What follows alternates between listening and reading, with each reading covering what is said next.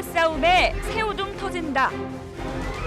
2017 정유년 글로벌 경제가 처한 형태를 단적으로 설명하는 속담인데요.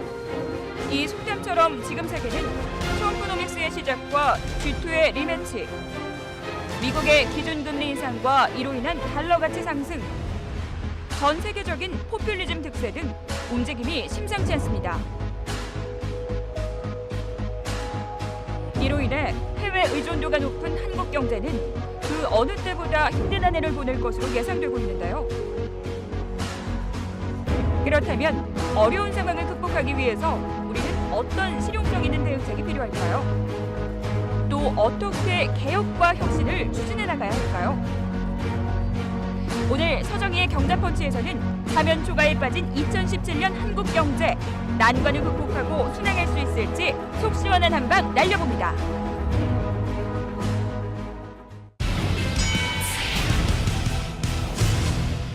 안녕하세요. 서정희의 경제펀치 서정희입니다. 한국 경제의 오늘과 내일을 고민하고 통쾌한 한방으로 문제점 해결까지 고민해보는 경제펀치. 오늘 함께해 주실 분입니다. 강인수 현대경제연구원장님 모셨습니다. 네, 안녕하세요. 네, 안녕하세요.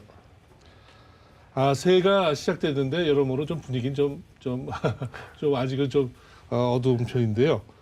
며칠 지나면 이제 구정으로도 음력으로도 이제 새해를 맞습니다. 그래서 새해 분위기를 다시 한번 좀 점검해보고 싶은데 마침 우리 현대경제연구원에서 최근에 새해 트렌드라고 해서 이렇게 글로벌 부문하고 국내 부문하고 이렇게 조사를 하셨더라고요. 네. 나름 좀 재밌게 봤습니다. 한번 좀 소개를 좀 해주시죠. 저희가 이제 글로벌 트렌드로 한 10개, 또 국내 트렌드로 한 10개 정도 네네. 뽑았거든요. 그래서 이제 먼저 글로벌 트렌드 같은 경우에 첫 번째로 이제 정치 분야에서 G2 리매치라고 해서 미국하고 중국의 분쟁 내지는 경쟁이 다시 좀 심화될 가능성이 매우 크다. 네네. 그리고 두 번째 경제 분야가 좀 많은데 아무래도 트럼프가 이제 대통령으로 취임을 했고 네네. 트럼프 노믹스라고 불리우는 여러 가지 이제 공약 때 얘기했던 그렇죠. 정책들 네네. 이런 것들이 세계 경제에 미치는 파급 효과가 워낙에 지금 클 걸로 예상이 네네. 되기 때문에 그 트럼프 노믹스가 시작되는 거. 네네. 세 번째로 이제 저희가 리턴 투 아시아라고 네네. 뽑아놓은 게 있는데 아시아가 다시 이제 좀 주목을 받을 가능성이 있습니다. 물론 네네. 분쟁, 보호주의 경향도 강화되겠지만은 중국 경제 성장률이 다소 둔화될 가능성은 있지만은 심하게 둔화되지는 않고 아하. 그래서 IMF 같은 경우에도 한 6.5% 성장을 예상을 하고 있더라고요. 네네. 그리고 더 주목해야 될 지역이 이제 인도 같습니다. 그래서 인도 같은 경우에 내년, 금년 뭐 이렇게 해가지고서는 예. 성장률이 이제 7%대, 7% 후반대까지도 이제 전망이 되고 있기 때문에 네네. 인구가 지금 두 지역 다 뭐 13억 언저리이기 때문에 그렇죠. 상당히 이제 거대한 소비 시장으로서의 역할, 뭐 생산뿐 아니라 네 번째 특징으로 이제 글로벌 트레이드 백 투 노멀 이런 식으로 표현을 했는데 이건 뭔가요? 지난 뭐 몇십 년을 이렇게 놓고 데이터를 보면은 세계 경제 성장률에 비해서 교역 성장률이 높았거든요. 특히 이제 성장률보다 교육 성장률. 교역의 성장률이 경제 성장률보다 GDP 앞서는, 성장률보다 네. 높게 나왔고 그러던 게 작년 재작년에는 그게 뒤집어졌습니다. 그러니까는 저성장이 조금 장기화되면서 교역이 오히려 성장을 못 따라가는 네네. 이런 현상이 나타났었는데 네네. 그게 금년에는 좀 다시 뒤집어질 수 있다. 즉 교역 성장률이 네네. IMF 추정치로는 뭐 세계 경제 성장률 한 3.4%, 네네. 교역은 한 3.8% 정도로 예상을 하고 있거든요. 네네. 그래서 교역이 물론 뭐 트럼프의 보호주의 강화로 하반 경직성이 있습니다만은 그럼에도 불구하고 전체적인 성장세가 유지되면서 교역은 더 증가할 거다라고 보는 그런 트렌드가 하나 나타날 것 같고요. 네네. 그리고 경제 분야의 이제 다섯 번째 특징으로 저희가 넥스트 엑싯 위기 이렇게 표현을 했는데 네네. 영국이 이제 유럽 연합 EU를 탈퇴하는 국민 투표를 가결을 시켰죠. 그렇죠. 네. 그래서 그게 이제 상당한 충격을 줬고 그 여파가 다른 나라들 지금 EU를 실질적으로 이끌고 있는 나라가 독일이고 네네. 프랑스가 또 아주 중요한 역할을 네. 하고 있거든요. 네. 근데 지금 그런 나라들이 총선, 대선 이런 것들이 이제 예정이 돼 있습니다. 금년에. 네네. 프랑스 같은 경우에도 우파가 극우파로 분류되는 정당이 있는데 거기가 이제 만약에 집권을 하게 되면은 네네.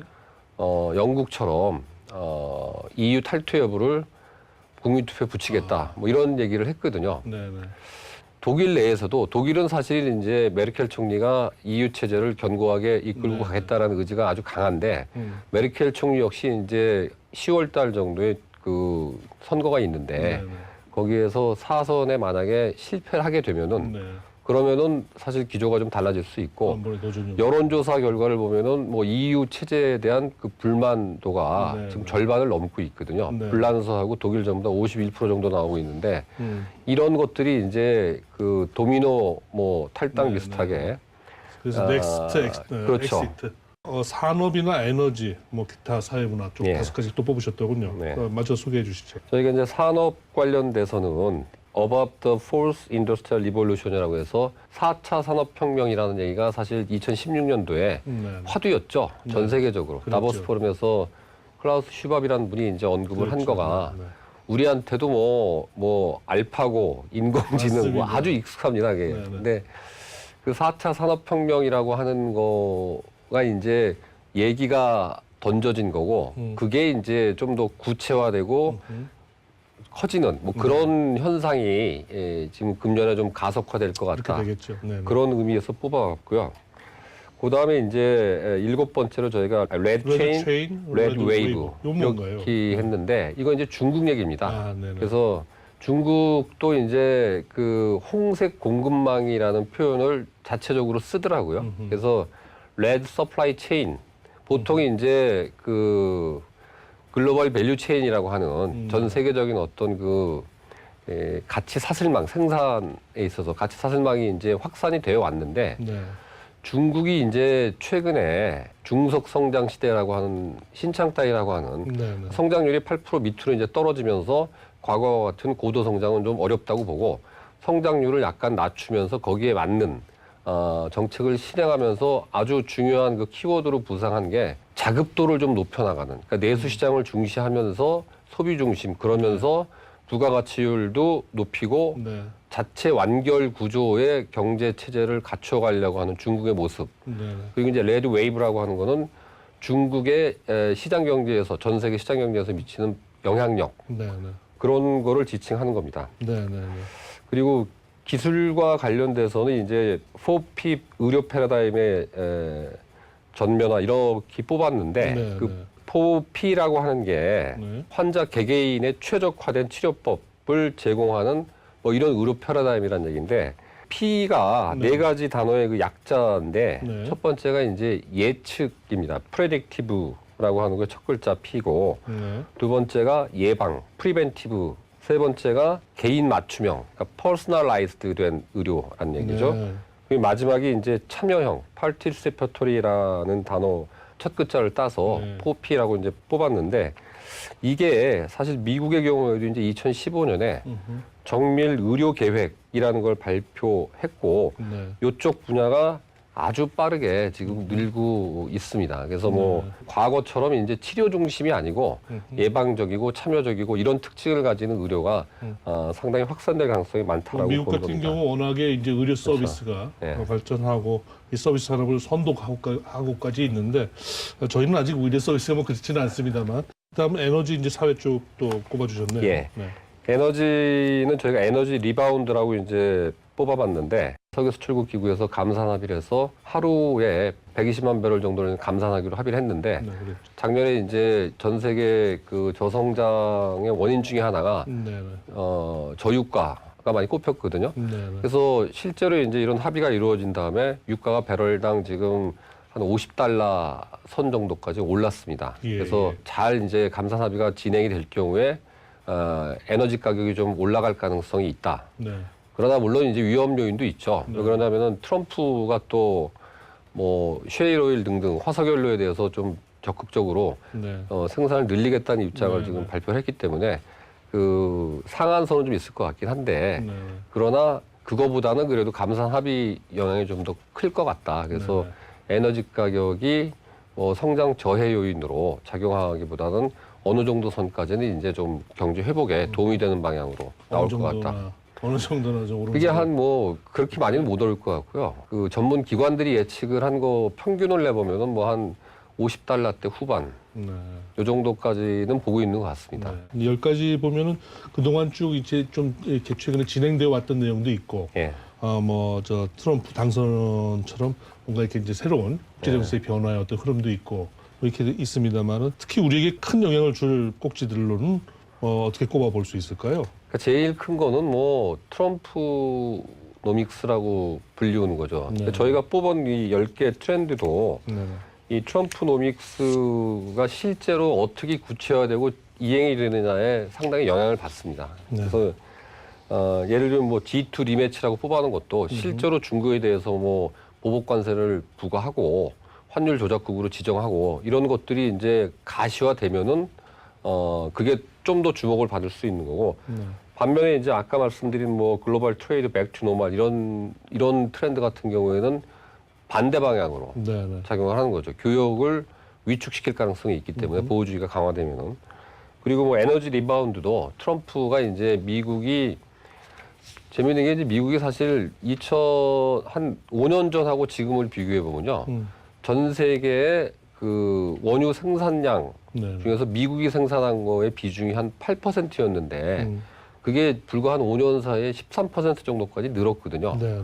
근데 거기에는 이제 셰일 오일이나 셰일 가스로 불리우는 것들이 이제 미국이 많습니다. 네. 네. 그래서 그게 생산 단가가 낮아지면서 공급량이 늘어서 유가도 떨어지고 뭐 그게 이제 성장을 저해시키는 요인으로 작용을 하고 그랬는데 트럼프가 선거 과정에서 그 오바마의 아주 중요한 업적 중에 하나가 파리 기후변화 협약이라고 하는 거를 이제 주도적으로 좀 이끌어낸 거거든요. 네네. 그게 이제 화석연료 사용을 좀 줄이고 대체 에너지, 뭐 그게 뭐 태양열이 됐건 뭐가 됐건 하여튼 그런 분야를 늘리자라는 거였는데 네.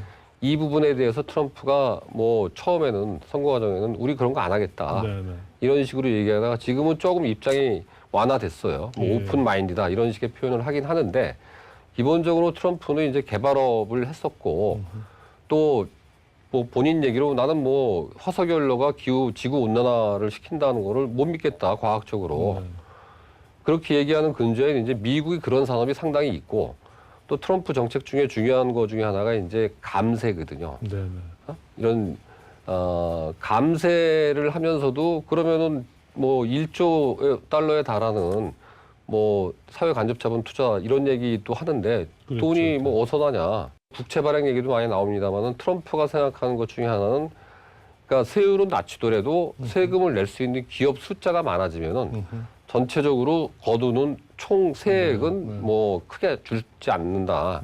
이런 생각이고 거기에 이제 중요한 파트가 소위 뭐 셰일 오일이나 셰일 가스 같은 이런 거기 때문에 네, 네. 그 부분을 이제 좀 활성화시킨다. 이런 주장을 하고 있거든요. 네. 그래서 네. 그게 가시화되면 이제 에너지 리바운드라고 하는 것도 좀 이제 약간 그 유가 상승이 좀 제한이 될 가능성이 네. 있는 거죠. G2 리매치는 여기서 리매치라고 하는 거는 전에 저 미중이 한번 붙은 걸. 미중 간의 갈등이 있었죠. 90년대 초반에 네. 네. 네. 미국의 대내법이긴 한데 네. 종합무역법이라는 게 있습니다. 네. 네. 있었죠. 종합무역법이라는 거가 1988년경에 이제 그때 뭐 만들어져서 슈퍼 몇 조 뭐 이런 거 뭐. 예, 그런 거기 거. 들어가 301조가 이제 뭐 슈퍼 301조, 스페셜 301조 네, 네. 이런 것들이 네. 들어 있는데 네. 네. 그거에 근거해서 90년대 초반에 중국을 3년 정도, 92년서부터 네, 3년 네. 정도 환율 조작국으로 지적을 한 적이 있습니다. 되게 다뤘죠. 그때 이제 상당히 좀 갈등이 있었거든요. 네. 네. 예를 들면 이제 그거를 넘어서는 네. 갈등이 나올 수도 있다. 뭐 이런 얘기죠. 예. 지금까지 이제 어떤 글로벌 트렌드 이렇게 네. 10가지 한번 꼽아서 정리를 해봤습니다. 그 국내 트렌드 또 이제 뽑아주셨더라고요. 10가지 또 뽑아주셨는데 재미있는 용어들이 여러 개 나오더라고요. 지금 아무래도 뭐 요즘 시국이 아시다시피 좀 어수선하지 않습니까? 네.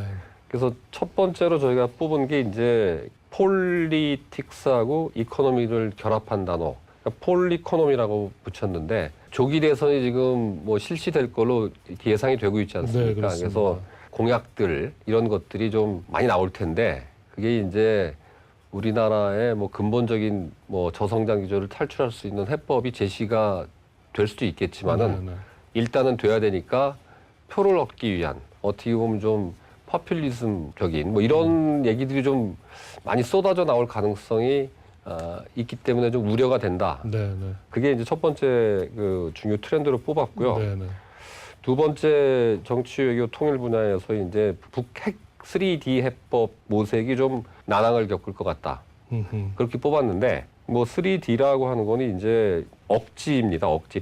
디터런스라고 하는 거하고 디펜스, 방위, 그리고 뭐 비핵화, 디뉴클리라이제이션이라고 하는 요 세 가지인데 이거가 사실상 이제 쉽지가 않다는 거죠.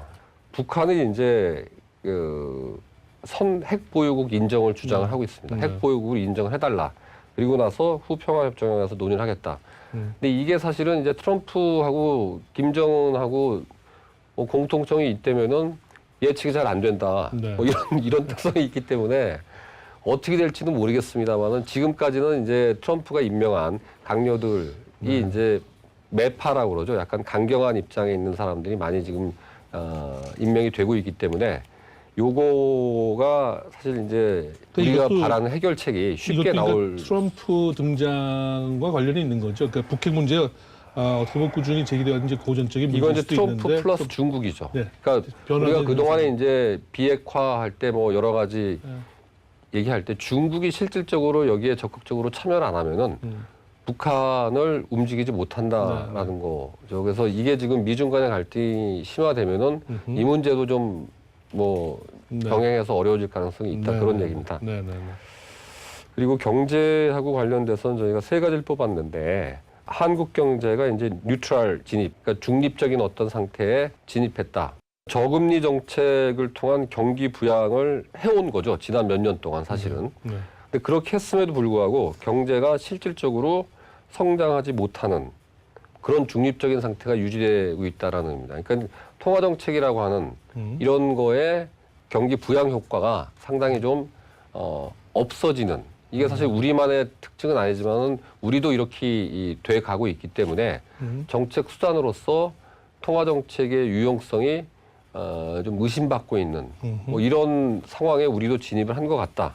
중립적이라는 뜻이 그러니까 뭔가 중립적이라는 게 이제 통화 정책 여부하에 따라서 뭐 더 나빠진다든가 그러니까 이제 하반 경직성도 있는 겁니다. 그러니까 그 나빠지는 속도가 가속화되는 이런 건 없다는 거죠. 그러니까 서서히 나빠지긴 하는데 우리는 올라가야 되는데 올라가는 것도 못하고 그렇다고 급락하는 것도 아니고 그런 의미에서 이제 뉴트럴이라고 하는 겁니다. 어떤 그래서 정책적 효과가 지금 안 나타나고 있는 뭐 그런 의미. 그런 의미입니다. 예. 그 다음에 또 다시 산업이나 문화 쪽에서 또 5가지를 또 꼽아주셨어요. 예, 이 산업 분야 쪽에서는 이제 저희가 2가지 정도를 뽑았는데요. 안전경제 부상 뭐 이렇게 뽑아봤거든요. 이건 저희가 이제 많이 겪었죠. 최근에 이제 조류독감 AI 때문에 지금 뭐 달걀값 뭐 엄청 폭등하고 있고 우리는 뭐 지진 안전지대라고 이렇게 다 인식하고 있다가 경주에서 지진도 발생을 했고 뭐 가습기 문제도 있고 이 안전에 대해서 훨씬 더 예민해지고 있는 것 같아요, 사람들이. 그러니까 많이 보도도 되고 실제로 뭐 큰 피해를 당한 분들도 있기 때문에 이거와 관련된 어떤 산업 그리고 예산 이런 것들이 좀 많이 늘어날 가능성이 있다. 그런 차원에서 뽑아봤습니다. 그 다음에 이제 저희가 뽑아놓은 거가 그러니까 매니지먼트 시프트라는 표현을 썼는데 제조에서 소비로, 그러니까는 메이크에서 컨섬션으로 방점이 좀 바뀐다는 거죠. 강조하는 부분이. 그게 뭐냐면은 소비자들이 어떤 물건을 단순히 이제 구매하는 거에 그치지 않고요. 그거를 활용도를 좀 높이는 거를 되게 좀 중시하고 있습니다. 지금. 그래서 그 활용도를 중시하는 어떤 시장의 니즈가 있는데 그런 것들이 이제 ICT 혁신이 일어나면서 뭐 빅데이터를 활용해서도 그렇고 뭐 사물 인터넷이라고 해서 IoT라고 하는 분야가 이제 결합이 되고 등등 해서 처음 일회성 구입에 그치는 게 아니고 구매 이후에 지속적으로 이제 서비스를 소비 활동과 관련돼서 받는 부분에 대해서 지불을 많이 하게 되는 부가가치가 거기서 나오는 거예요. 그러니까는 매니지먼트 하는 사람도 수익이 어디서 나나 단순히 어떤 제조업 중심으로만 보면은 경쟁이 너무 치열해지기 때문에 돈남 마진이 별로 없거든요. 그래서 제조업도 서비스 중심 제조 모델 이런 거가 이제 우리만 그런 게 아니고요. 네. 전 세계적으로 이게 이제 키워드입니다. 네, 네. 빅 아이 스몰 위 이것도 좀 우울한 얘기처럼 들리는데 어떤 얘기인가요? 그러니까 빅 아이가 그거죠. 자기 중심으로 자꾸 이제 생각하고 뭐 생활을 하게 되고 스몰 위라고 하는 게 공동체 의식이 약화되는 이런 현상이 좀 조금 더 심화될 작년에 유행했던 말 중에 각자 도생이라는 말이 있습니다. 뭐 그 비슷한 네. 얘기인가요? 그런 거죠. 그 글로벌 국내 이렇게 10가지 뽑아 보니까 좀 우울한 얘기도 여전히 많고 조금 기대를 걸어볼 만한 그런 대목들도 눈에 띄고 그러는군요. 2017년 뭐 격동의 한 해가 되면은 분명한 것 같은데 우리 경제 잠재 성장률을 좀 높이고 아까 말씀 주셨듯이 네.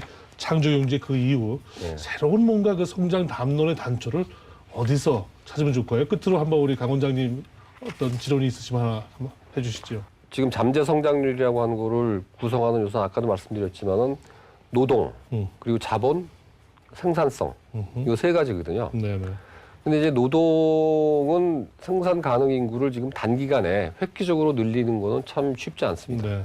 그래서 출산율을 좀 제고해야 되는 문제인데 이거는 인식의 변화, 문화의 변화, 가치관의 변화 이런 거가 좀 수반이 돼야 되는 장기적인 과제지만 매우 중요한 일인데 자본 같은 경우에도 사실 저희가 좀 뭐 획기적으로 자본 투입이 늘어날 거로 기대하기는 좀 어렵고요.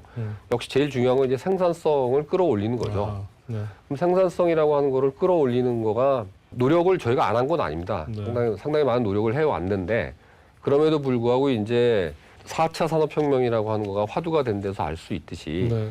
저희가 어떤 생산성이라고 하는 게 앞으로 어떻게 제고될 수 있나라는 걸 보면은 결국에는 이제 교육이라고 하는 거가 네. 되게 중요합니다.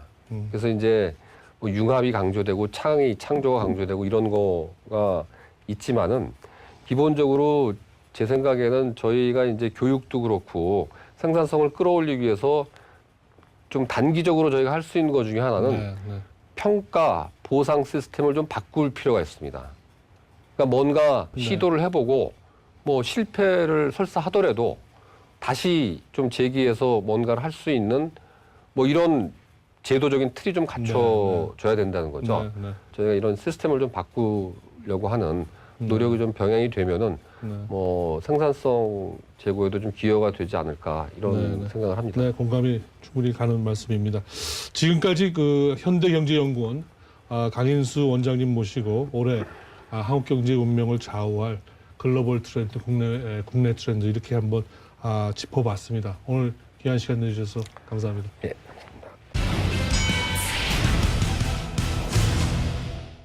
고 정주영 현대그룹 명예회장께서 이런 말을 남기셨죠.